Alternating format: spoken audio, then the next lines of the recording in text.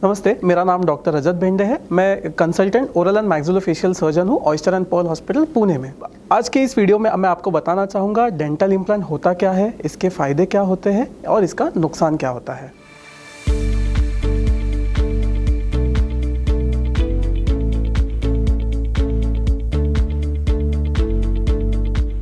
आप लोगों ने कई बार सुना होगा डेंटल इम्प्लांट्स के बारे में। पहले मैं आपको बताना चाहूँगा ये वो तरीका है जो सबसे बेहतर तरीका है दांत के रिप्लेसमेंट्स में जो आज अवेलेबल है। ये एक ही तरीका है जो आपके साथ पूरी ज़िंदगी भर रह सकता है और सारे तरीकों से ये बेहतर तरीका है। डेंटल इम्प्लांट एक डेंटल स्क्रू होता है जो आपके खोए हुए दांत की जड़ बन के आपकी हड्डी में मौजूद होता है। ये छोटी सी सर्जरी करके इसको हम आपकी हड्डी में बिठा देते हैं और कई महीनों के बाद हम इसके ऊपर कैप बिठा देते हैं जो कि ये आपके नेचुरल टूथ की तरह एक्ट करता है।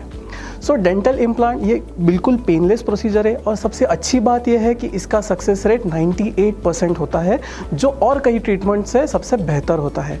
तो आज मैं आपको बताना चाहूँगा शॉर्ट में कि और कौन से तरीके होते हैं एक खोए हुए दांत को रिप्लेस करने में। जब आपके एक दांत में छोटी सी कीड़ लग जाती है तो उस कीड़ को निकाल के हम रूट कैनल का ट्रीटमेंट करते हैं और एक जिसके ऊपर एक कैप आता है। जब एक सिंगल टूथ मिसिंग हो या 2 और 3 दांत मिसिंग हो तो हम बाजू के दांतों का सपोर्ट लेके उसको छोटा करके उसके ऊपर ब्रिज बिठाते हैं और जिस जगह पे ब्रिज पॉसिबल नहीं है उस जगह हम रिमूवेबल डेंचर्स या आरपीडी बिठाते हैं।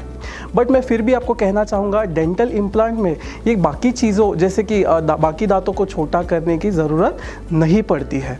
सो हम इसके आज कुछ फ़ायदे देखेंगे। इसका सबसे बेहतर या पहला फ़ायदा ऐसा होता है कि जैसे कि मैंने आपको बताया कि आजू बाजू के दांतों को हमको घिसने की ज़रूरत नहीं पड़ती है। अगर आपको सिंगल टूथ रिप्लेस करना हो तो ये सबसे बेहतर तरीका होता है। कई बार ऐसा होता है कि 2 या 3 दांत मिसिंग होते हैं तो ये अगर इम्प्लांट आपको बिठाना हो, अगर 3 दांत मिसिंग है तो 3 इम्प्लांट करने की बिल्कुल ज़रूरत नहीं होती है। हम 2 इम्प्लांट के सपोर्ट से भी 3 दांत बिठा सकते हैं। शुरुआत में आपको लगता होगा कि इम्प्लांट ये काफ़ी एक्सपेंसिव ट्रीटमेंट होती है, बट लॉन्ग टर्म में ये आपको समझ में आएगा कि एक्सपेंसिव ट्रीटमेंट नहीं होती है क्योंकि अन्य दांतों की तरह इसमें कीड़ नहीं लगती है, इसमें रूट कैनाल करवाने की ज़रूरत नहीं पड़ती है या इसमें और कोई भी डेंटल ट्रीटमेंट की ज़रूरत नहीं पड़ती है। तो ये एक ही चीज़ है जो आपके साथ काफ़ी लॉन्ग समय तक रहेगी। इसके नुकसान मैं आपको बताना चाहूँगा। कई बार क्या होता है इम्प्लांट करने के बावजूद इम्प्लांट हड्डी छोड़ सकती है जिसे हम इम्प्लांट फेलियर भी कह सकते हैं। ये क्यों होता है?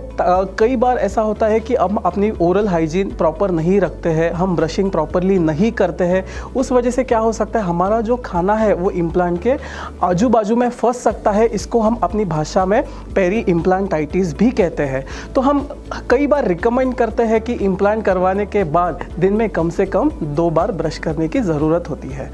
कई बार कुछ लोगों को आदत होती है दांत कटकटाने की जिसे हम ब्रक्सिज्म कहते हैं। कई लोगों को एंजाइटी में ब्रक्सिज्म होता है, कई लोगों को रात के समय में भी ब्रक्सिज्म हो सकता है। इस केसेस में हम पेशेंट्स को नाइट गार्ड यूज़ करने की सलाह देते हैं। तो दोस्तों अगर आपका 1, 2 या कई दांत मिसिंग हो गए तो डेंटल इम्प्लांट आपके लिए डेफिनेटली बेस्ट ऑप्शन है। अगर आप आज इस वीडियो से कुछ सीखे हो तो ज़रूर इस वीडियो को लाइक करें, सब्सक्राइब करें और ये आगे के वीडियोज़ देखते रहें। धन्यवाद।